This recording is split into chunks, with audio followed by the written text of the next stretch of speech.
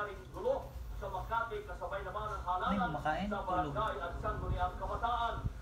Sa poll sa CCTV, ang panununtok, panghampas at panunutok ng baril ng isang grupo sa mga barangay sa barangay Carmona, Makati habang nagmamantay sa lugar ng botohan. Arestado naman ang tatlong mga suspect habang pinaghahanap pa ang iba. Nagpapatrol, Liza Aquino. Babantay ang grupo ng mga barangay tanod dito sa P. Domingo Street sa barangay Carmona, Makati alas 7 ng umaga sa pagsisimula ng barangay at sangguniang kabataan elections. Nang biglang dumating ang mga lalaking nakamotorsiklo na tila ay pinapalayas ang mga tao sa lugar.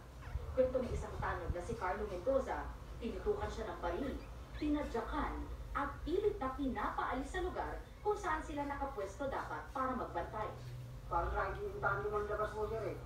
Bigla na lang po silang bumaba sa kanilang mga motor at may hawang mga baril. Napaalis po kami sa area po namin kung saan po kami biniblan.